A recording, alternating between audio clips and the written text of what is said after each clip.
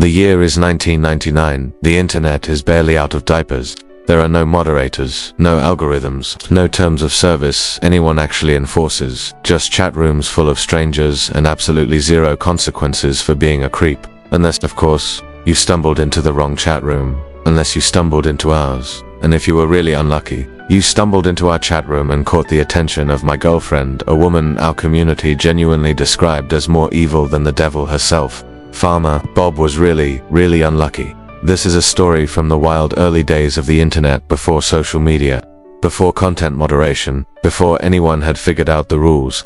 It involves a predator, a fake drug recipe, a homemade German adult film trailer, and one of the stupidest human beings to ever connect via dial-up modem. Smash that like button, subscribe if you're new, and buckle up because this one is going to the places you least expect. Let me paint you a picture. Autumn 1999. The world is 8 weeks away from panicking about Y2K. Dial-up modems are screaming their horrible song in living rooms across the country, and HTML chat rooms have just become the place to be. No apps, no profiles, no verification of any kind. You typed in a screen name, hit enter, and suddenly you existed in a room full of strangers. For a lot of people, that was thrilling. The ability to connect with anyone, anywhere, instantly, over shared interests. Revolutionary. Genuinely magical, if you were there for it. But for some people, the kind of people who saw anonymity not as freedom but as a hunting license, it was something else.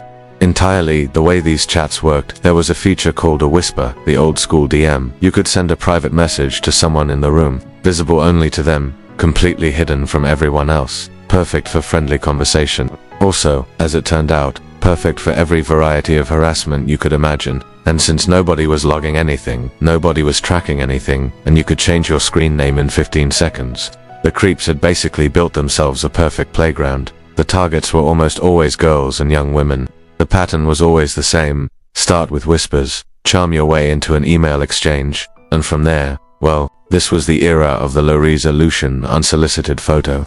You know, the one dot. So those of us who actually wanted these spaces to be good created our own solution, that we built our own community on a separate website, named after our favorite chat room. We called it the Attic. No corporate infrastructure, no official anything, just a member list of nicknames, a bulletin board where we warned each other about known creeps, a set of community guidelines that we'd essentially written ourselves, and a collective commitment to keeping our corner of the internet safe. Membership was earned, not registered. You had to be active, known, and vouched for by existing members.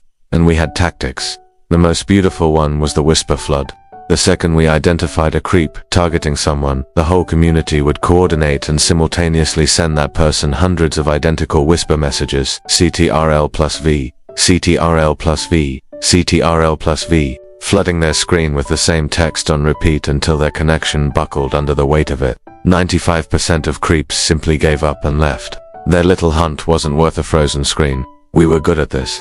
The Attic had a reputation. People from other chat rooms knew that if things got bad, our corner was the safe one. But some creeps were clever, or at least, clever enough to slip through our vetting, to play nice long enough to earn the community's trust, and then to quietly start doing what they'd always planned to do. Those ones required more creative solutions. That's where my girlfriend came in. I met her through a real-life meet that the Attic organized. We'd gather once or twice a year, travel from across the country, and spend a weekend actually meeting the people we'd been talking to online. She was one of the founding members of the community. She had been there since nearly the beginning, and she had earned her reputation completely. The standing joke, and I want to be clear that it was a loving joke, said with deep admiration, was that she was more evil than the devil, not because she was cruel, because she was creative. When a creep crossed her path, something lit up behind her eyes that I can only describe as pure, gleeful engineering. She didn't get angry, she got inventive. You will understand why this matters. His real name doesn't matter. We called him Farmer Bob. He'd found his way into the Attic through the normal channels, active enough in the chat, endorsed by someone, no obvious red flags during the process. But slowly, younger members started reporting things. Whispers that felt off. Emails that hadn't been invited. The particular creeping sensation of realizing someone's attention had been on you for a while before you noticed. My girlfriend and I decided to look into it. She created a new screen name, fresh, unknown to him, presenting as a naive new user. Curious, a little flirtatious, easily impressed. The exact profile that a man like Farmer Bob had been fishing for. He took the bait within the hour. Over a series of conversations, we started learning about him. He lived in a rural area. He claimed to own a cattle farm.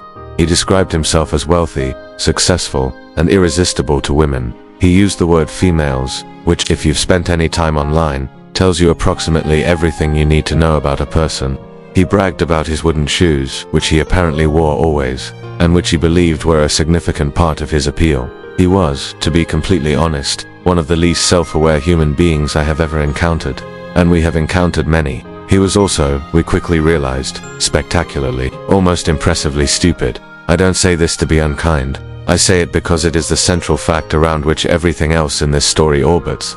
Every manipulation we attempted, every absurd claim we made, every logical impossibility we served him, he consumed it all without hesitation. Critical thinking was simply not a tool available to him. My girlfriend recognized this about 30 minutes in. I could see it in her face, that particular expression, somewhere between scientific fascination and barely contained delight. She had a plan. She told Farmer Bob that she was interested in potentially meeting up, but she had conditions. She had certain requirements for a good time. Specifically, she told him, she really needed cocaine to get in the mood. Without it, the whole thing simply wouldn't work. Now Farmer Bob had spent the last hour loudly proclaiming his wealth and success as a cattle farmer, so we waited to see what he'd do.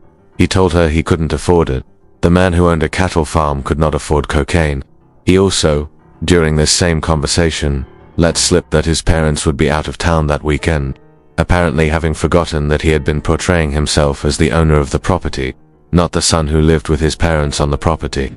The owner. I want you to sit with that for a moment. My girlfriend sat with it for approximately 3 seconds, then typed the following, and I am reproducing this as faithfully as I can from memory. But Farmer Bob, didn't you know, if you mix 3 parts baking soda with 1 part vanilla sugar, you get a rush equal to cocaine, but with a much nicer aftertaste, and it's so much cheaper. We were laughing as she typed it. This was, objectively, the most obviously fake thing a human being has ever typed. We assumed this would finally be the moment he realized he was being played, that the game would end here, with both sides acknowledging what had just happened. He wrote back that he had completely forgotten about that trick, thanked her for the reminder, and said he would make a batch right away and test the quality before she booked her train ticket.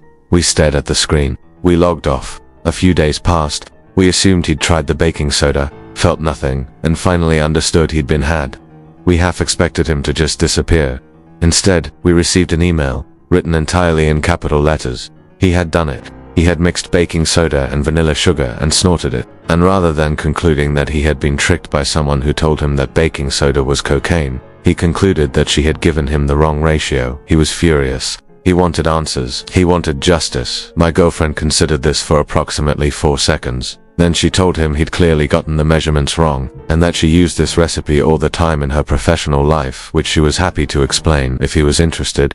She told Farmer Bob that she supplemented her income by producing and starring in German amateur spanking films, which she sold to tourists across Europe. Farmer Bob, who had recently snorted baking soda and visited a clinic because of it, found this completely plausible. He wanted proof. We decided to give it to him. My girlfriend's younger brother was recruited, along with his friend. The production budget was $0. The equipment was a single camera with a low resolution so terrible it could generously be described as impressionistic. The set was my girlfriend's bedroom. Her brother, who happened to have long curly hair, lay across his friend's lap, face down, fully clothed, with a wooden spatula as the prop.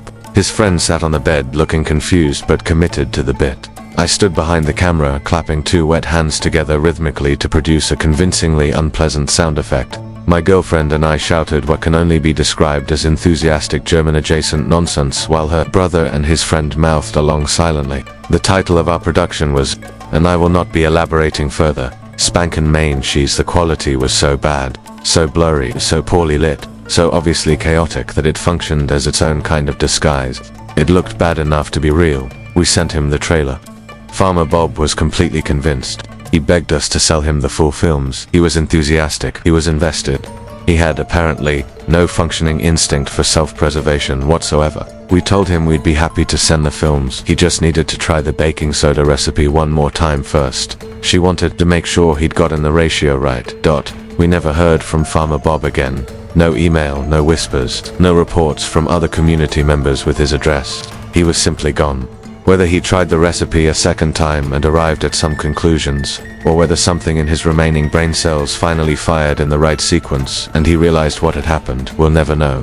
What we do know is that he stopped. The reports stopped. The whispers stopped. Whatever operation he'd been running out of his parents' cattle farm came to an immediate and complete end. The attic was safe. Let me zoom out for a second, because I think it's worth saying clearly. A man who had been targeting young women in an unmoderated space, using anonymity as armor, betting that no one would ever push back, met two people who pushed back so creatively, so gleefully, and so thoroughly that he destroyed his own dignity with his own hands, visited a medical clinic over baking soda, and begged to purchase a fake German spanking film produced in a teenager's bedroom with a wooden spatula and wet hands. He was never caught in a legal sense. He was never publicly named. He was simply outplayed by people who were smarter, funnier, and more creative than he could have imagined, operating with nothing but a chat window and a willingness to go completely unhinged in the service of their community. The internet was wild in 1999, but in the attic at least, the right people were wilder. There's something almost poetic about the fact that the best weapon against a predator who thought anonymity made him untouchable turned out to be baking soda and a wooden spatula.